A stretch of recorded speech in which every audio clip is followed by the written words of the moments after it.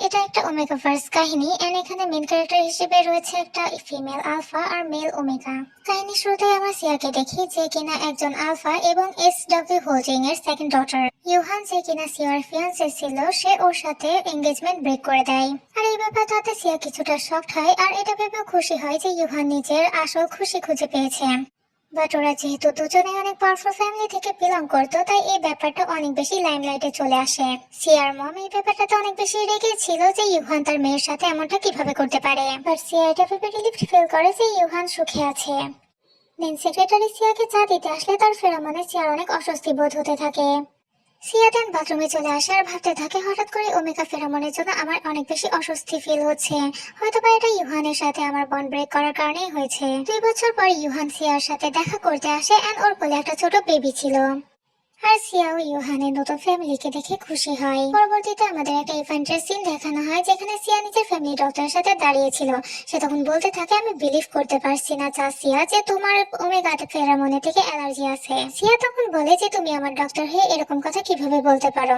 দেন doctor সিয়ার condition দেখে বলে যে ইভেন্ট দ্রুতই শেষ হয়ে যেতে চলেছে এন্ড আমি দেন তারপরে তোমার রুমে মেডিসিন দিয়ে আসবো। মেডিসিন নিয়ে কিছুদিন রেস্ট করলে তুমি আবার বেটার ফিল করবে।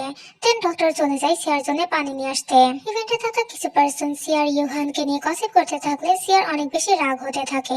দেন তখনই ওখানে ডক্টর সিয়ার জন্য লেমন টি নিয়ে আসে আর সিয়ার এক্সপ্রেশন দেখে বলে যে সিয়া কিছু কি হয়েছে। সিয়া তখন বলে না। ডক্টর তখন বলে যে তুমি কি জানো আজকে এই ইভেন্টে ইউহান আসতে চলেছে, তো তুমি কি নিজের কন্ডিশনের ব্যাপারে ওকে জানাবে না।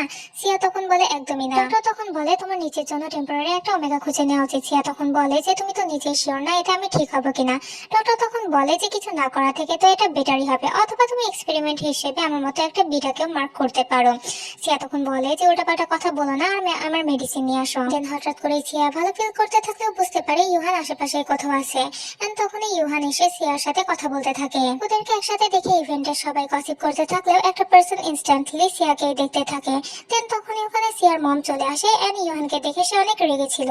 ইউহান দেন ওনাকে গ্রিট করলে তাতে উনি অনেক বেশি রেগে যায়, বলে যে ওর দিল এত বেশি পাথরের কিভাবে হতে পারে। আর তাছাড়াও তোমাদের যেহেতু এনগেজমেন্ট ব্রেক হয়ে গেছে তো তুমি আমাকে আর মম বলে ডাকবে না। ইউহান তখন বলে যে 20 বছরের অভ্যাস তো তার পরিবর্তন হতে টাইম তো লাগবেই। সিয়ার মম দেন ডক্টরকে বলে যে দ্রুতই সিয়ার জন্য একটা কম্প্যাটেবল ওমেগা খুঁজো, আর যেহেতু ওর অনেক বেশি বয়স হয়ে গেছে তো আমি ভয় পাচ্ছি যে আমরা কোনো ভালো ফ্যামিলির ওমেগা পাবো না। ইউহান এতে রেগে যায় আর বলে যে সিয়া এখনো দাঁড়িয়ে আছে এখানে, আপনি এমনটা কিভাবে বলতে পারেন। সিয়ার মম তখন বলে আর এই সব দোষ তোমারই। দেন ডক্টর তাড়াতাড়ি সিয়ার মমকে ওখান থেকে নিয়ে যেতে থাকে আর সিয়ার মম বলে যে তুমি যদি একটা ওমেগা হতে তো ব্যাপারটা অনেক বেশি ভালো হতো। ইউহান তখন সিয়াকে সরি বলে। সিয়া বলে আমি কিছুক্ষণের জন্য তোমার কাঁধে কি মাথা রাখতে পারি। ইউহান তখন বলে যে অনেকে আমাদেরকে দেখছে। সিয়া তখন বলে জাস্ট কিছু সেকেন্ডের জন্যই। ইউহানের ফেরামনে সিয়া অনেক বেশি রিলিফ ফিল করতে থাকে আর ভাবে যে আমি কি ওর মতো ওমেগা আদৌ কোথাও খুঁজে পাবো। সিয়া দেন উঠে ওকে থ্যাঙ্কস জানায় আর ইউহান ওকে সরি বলে ওখান থেকে চলে যায়। ইউহান চলে যাওয়ার পর সিয়ার আরো বেশি খারাপ ফিল হতে থাকে এন্ড ও দ্রুত হোটেল রুমে চলে যায়। যেটা ইভেন্টে থাকা ওই পার্সনটাও খেয়াল করে যে কিনা সিয়াকে এতক্ষণ ধরে দেখছিল। সিয়া যখন রুমে ছিল তখন কেউ এসে নক করলে সিয়া ভাবে হয়তোবা ডক্টর এসেছে ওর মেডিসিন দেওয়ার জন্য। দেন সিয়া যখন দরজা খোলে তখন ও একটা স্ট্রং ওমেগা ফেরামন ফিল করে। বাট আজব ব্যাপার এটা ছিল যে এতে সিয়ার একদমই অস্বস্তি ফিল হচ্ছিল না। ওই পার্সনটা তখন বলে যে তুমি চাসিয়া তাই না, আমি জেনেটিক ডেটাবেস সেন্টারে তোমার ইনফরমেশন দেখেছি এন্ড আমি তোমার জন্য একটা পটেনশিয়াল ম্যাচ।